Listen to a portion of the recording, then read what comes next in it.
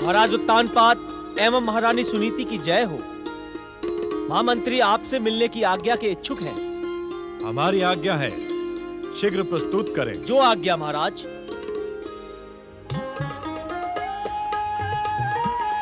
महाराज और महारानी की जय हो। महामंत्री जी, हमारे राज्य में सर्वत्र कुशल मंगल तो है? महाराज, आपके पुण्य प्रताप से हमारे राज्य पर प्रभु और प्रकृति की कृपा है। सर्वत्र सुख शांति और समृद्धि छाई हुई है।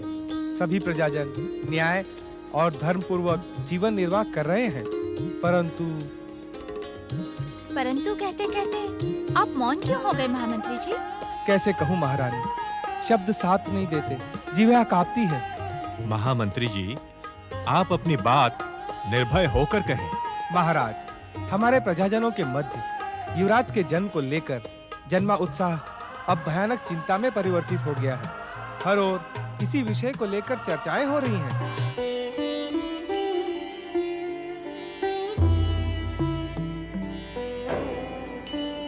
सत्य तो ये है महामंत्री जी कि हमारे मन में भी यही बात बार बार उठती है कि महाराज मनु के वंशजों पर अब तक प्रभु की कृपा दृष्टि क्यों नहीं हुई।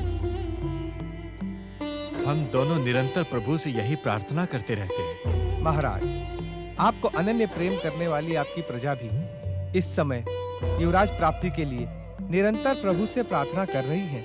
आपकी आज्ञा अनुसार मैं कापालिक देश के महान ज्योतिषी विश्वनाथ जी के पास भी गया था। क्या कहा विश्वनाथ जी ने? महारानी, आपकी और महाराज की जन्म कुंडली देखकर वे स्वयं चकित थे। पुत्र प्राप्ति के सभी लक्षण आपके अनुकूल हैं, किंतु न जाने किसने हमारे युवराज प्राप्ति के मार्ग में अवरोध डाल दिया है। क्या विश्वनाथ जी ने कोई भी उपाय नहीं बताया? हरि इच्छा और हरि कृपा की प्रतीक्षा के अतिरिक्त वे कुछ भी कहने में असमर्थ थे। महाराज की जय हो। क्या समाचार है प्रतिहारी? कुछ वरिष्ठ प्रजाजन आपके दर्शनों के इच्छुक हैं। उन्हें आदर के साथ हमारे सन्मुख लेकर आओ। जो आज्ञा महाराज। आइए पधारिए। महाराज उत्तानपाद और महारानी सुनीति की प्रजाजनों, हमारी राज्य व्यवस्था में आपको किसी प्रकार का कष्ट तो नहीं है? महाराज, आपके जैसा राजा पाकर कंपिला देश की प्रजा धन्य हो गई और कष्ट का तो कोई प्रश्न ही नहीं उठता। कहें, मैं आपकी क्या सहायता कर सकता हूँ? महाराज, हम प्रजाजनों के मन की बात अवश्य आप तक पहुँच गई होगी।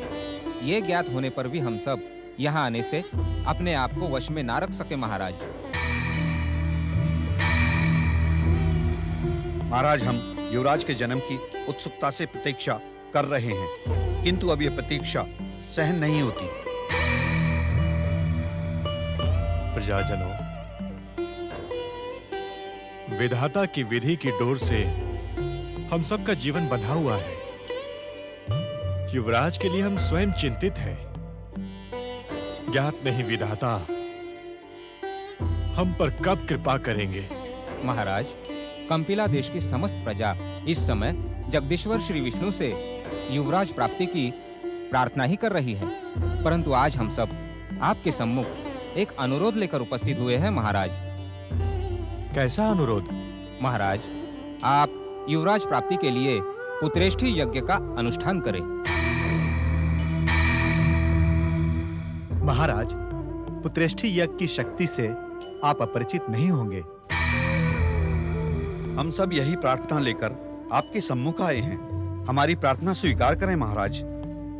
प्रजाजनों, हम आपके सुझाव के लिए कृतज्ञ हैं। हम अवश्य ही आपके परामर्श पर सम्मान पूर्वक विचार करेंगे। धार्मिक अनुष्ठान तो सदा कल्याणकारी ही रहता है महाराज। उसे अनायास हरि की कृपा प्राप्त हो जाती है। आप ऋषि मुनियों से परामर्श करके यज्ञ आदि का आयोजन कर सकते हैं। राजगुरु सुबोधन जी, हमें ज्ञात है कि धैर्य जीवन की बहुमूल्य उपलब्धि है, किंतु हमारी प्रजा और महारानी सुनीति का धैर्य अब समाप्त हो गया है। आपकी आज्ञा के अनुसार महामंत्री सुदत्त स्वयं कापलिक देश के प्रख्यात ज्योतिषी विश्वनाथ जी के समीप गए थे। स्वयं विश्वनाथ जी ने ही मुझे यह व्यक्तिगत संदेश भेजा है। जहां तक ज्योतिष शास्त्र का प्रश्न है तो ग्रह नक्षत्र सामान्य है, कठिनाई होने का कारण दिखाई नहीं पड़ता। किंतु क्या राजगुरु? हर व्यक्ति को अपने पूर्व जन्म के कर्मों का भोग भोगना पड़ता है। महाराज, हो सकता है कि युवराज के जन्म की बाधा का कारण आपके अपने अथवा महारानी के पूर्व जन्मों के कर्म हो। इस बाधा के अंत का कोई न कोई उपाय तो होगा। महाराज, ऐसा प्रतीत होता है कि हरि की कृपा से प्रजाजनों को यह प्रेरणा प्राप्त हुई है। आप उनकी प्रेरणा का आदर करते हुए पुत्रेष्टि यज्ञ का आयोजन करें। संभव है कि आपकी कठिनाई दूर हो जाए और इससे हम सबको भी संतोष प्राप्त हो। महामंत्री सुदत्त, आज्ञा महाराज। आप सिद्धाश्रम के ऋषि मुनियों की आज्ञा प्राप्त कर शीघ्र ही युवराज प्राप्ति के लिए पुत्रेष्टि यज्ञ का आयोजन करें। जो आज्ञा महाराज।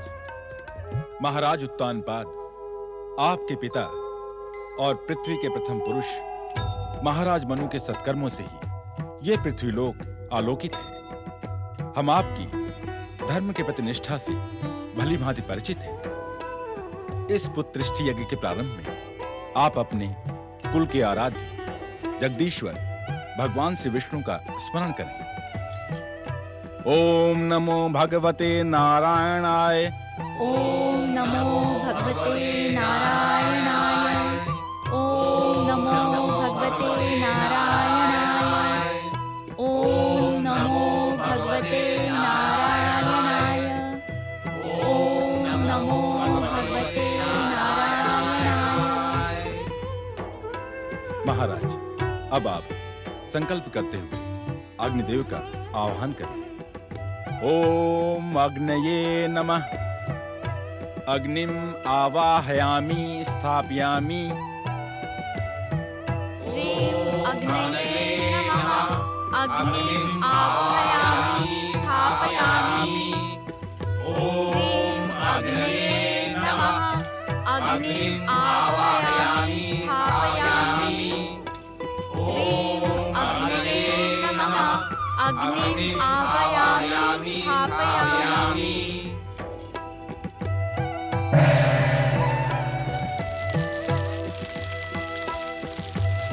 समस्त संसार को अपनी सत्यता का प्रमाण प्रकाशित करने वाले हे अग्निदेव, पृथ्वीलोक के प्रथम पुरुष महाराज मनु के पुत्र महाराज उत्तानपाद से इस पुत्रेष्टि यज्ञ को अपनी कृपा प्रदान करें। हे अग्निदेव, दर्शन दे, दर्शन दे अग्निदेव। अग्निदेव, यदि मेरी भक्ति में सत्यता हो, यदि मनुकुल आज तक सत्य और सदाचार के निर्धारित पथ पर आगे बढ़ा हो, तो हमारे आवाहन के स्वर को स्वीकार कर हमें अपने परम पावन दर्शनों से कृतार्थ करें। दर्शन दे अग्निदेव, दर्शन दे। दर्शन दे अग्निदेव, दर्शन दे। दर्शन दे अग्निदेव, दर्शन दे। दर्शन दे, दर्शन दे। अग्निदेव, अग्निदेव की अग्निदेव की। अग्निदेव, आपने हमारे आवाहन स्वर को सुनकर स्वयं प्रकट होकर हम पर महान कृपा की है। अग्निदेव, आपके दुर्लभ दर्शन पाकर हमारा जीवन धन्य हो गया। अपने चरणों में हमारा प्रणाम स्वीकार करें। महाराज उत्तानपाद, महारानी सुनीति, इस महायज्ञ के प्रभाव से आपकी पुत्र कामना अवश्य पूर्ण होगी।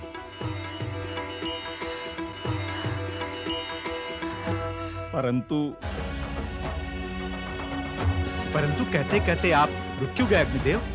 ऋषिवर, महारानी सुनीति के पूर्व जन्म की कर्म बाधाएं इनकी इच्छा पूर्ति में बाधक बन रही हैं।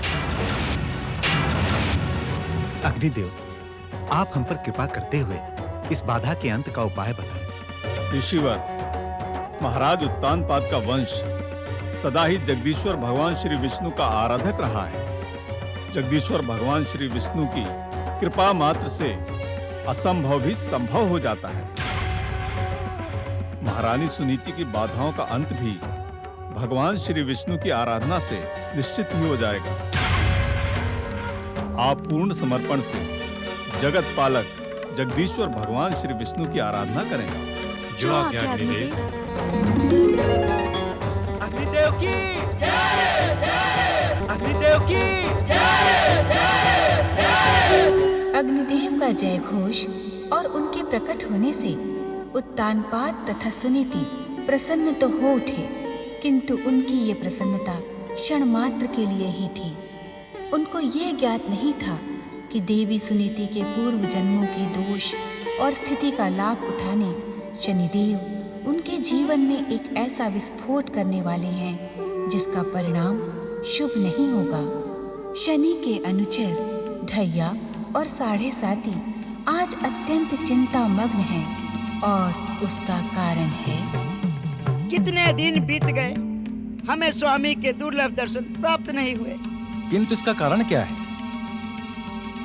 ऐसा प्रतीत होता है कि स्वामी हमसे रुष्ट हैं। रुष्ट होने का कोई न कोई कारण तो होगा। मित्र साढ़े साथी, निश्चित ही अज्ञानता में हमसे कोई अपराध हो गया है, जिसके कारण हम स्वामी के दर्शनों से वंचित कर दिए गए हैं। मित्र ढैया, तुम तो स्वामी के प्रिय हो। इस विपत्ति का कोई उपाय बताओ ना। हर विपत्ति का एक ही उपाय है। कौन सा उपाय? शनिदेव के शरणागत होकर निरंतर उनकी आराधना। तो विलंब क्यों करे मित्र? ओम शनिदेवाय नमः। ओम शनिदेवाय नमः। ओम शनिदेवाय नमः। ओम शनिदेवाय नमः। ओम शनिदेवाय नमः। ओम शनिदेवाय नमः। ओम शनिदेवाय नमः। ओम शनिदेवाय नमः। ओम शनिदेवाय नमः। ओम शनिदेवाय नमः। ओम शनिदेवाय नमः। तुम्हारे स्वामी कहाँ है ढैया? और साढ़े साथी? स्वामी के दर्शन किए तो युग बीत गए, न जाने वे कहाँ हैं। हमें तो ऐसा प्रतीत होता है दैत्य सेनापति राहु कि स्वामी ने हमारे अपराधों से रुष्ट होकर हमारा त्याग कर दिया है। मैं तुम्हारे स्वामी से भली भांति परिचित हूँ भैया। और साढ़े साथी, यदि वे तुम्हारे अपराधों से रुष्ट होते तो स्वयं शनिलोक न छोड़कर वे तुम दोनों को संसार छोड़ने के लिए विवश कर देते। आप हमारे स्वामी की प्रशंसा कर रहे हैं अथवा आलोचना? तुम्हें जो प्रिय लगे वही समझ लो।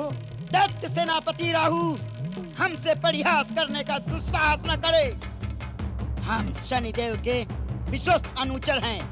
वैकुंठपति विष्णु ने जब तुम्हारा मस्तक काटा था तब तुम्हारे ऊपर शनिदेव की साढ़े साती ही चल रही थी। हमारी शक्ति से तुम परिचित ही हो दैत्य सेनापति।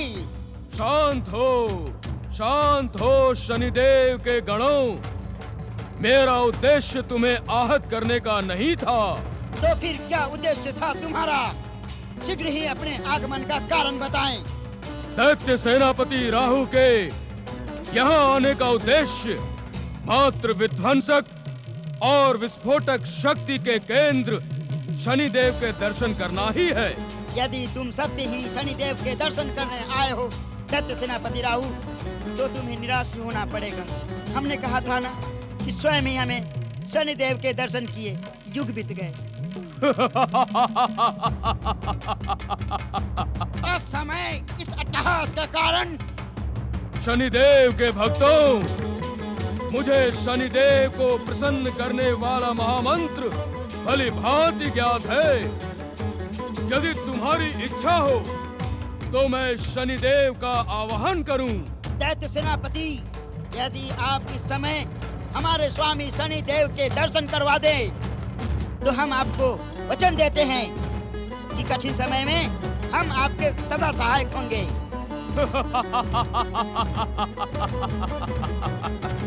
राहु के जीवन में जितने कठिन अवसर आने थे वे बीत गए हैं। अब राहु स्वयं दूसरे के लिए कठिन संकट बना हुआ है। तुम हमारे परम मित्र शनिदेव के अनुचर हो, इसी कारण हम स्वयं तुम्हारे साथ शनिदेव का आवाहन कर उन्हें प्रसन्न करते हैं। नीलांजन समाभासम रविपुत्रं यमाग्रजं छायाकांत संभूतं तं नमामि शनैश्चरम्।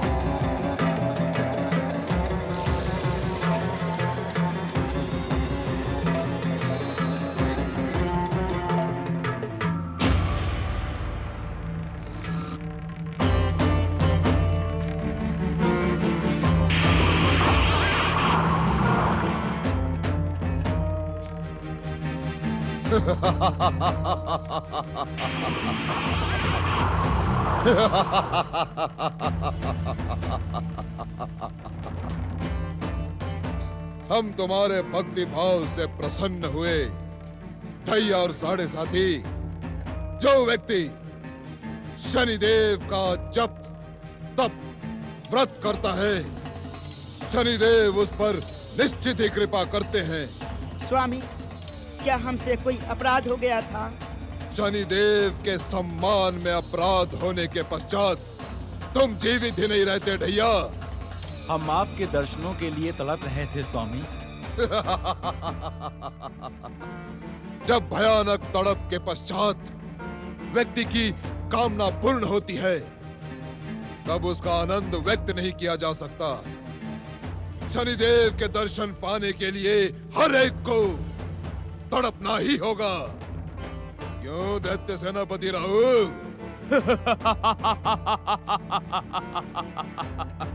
आप सत्य कह रहे हैं शनिदेव, किंतु मुझे आश्चर्य है कि इस समय आप मेरी भांति प्रसन्न क्यों नहीं हैं?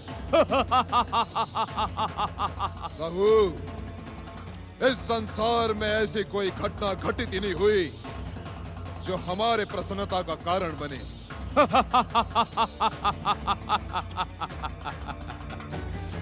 इस संसार के हर रहस्य से भली भांति परिचित हैं आप शनिदेव। क्या आपको ज्ञात होने पर भी उस घटना की उपेक्षा करने के इच्छुक हैं? तुम किस घटना का उल्लेख कर रहे हो राहु? मनु पुत्र प्रियव्रत ने विष्णु की कृपा प्राप्त कर आपका जो अपमान किया था, उसे आप भूल सकते हैं, किंतु मैं नहीं। राहु, विष्णु का हर भक्त मेरा घोर शत्रु है। हम उसे कदापि क्षमा नहीं करेंगे। शनिदेव, आपकी कृपा से प्रियव्रत का भाई और मनु का छोटा पुत्र उत्तानपाद इस समय युवराज प्राप्ति के लिए छटपटा रहा है, परंतु उसकी ये कामना पूर्ण होना कठिन है। आप अपनी इच्छा मात्र से उसकी कामना पूर्ति में बाधा उत्पन्न कर सकते हैं।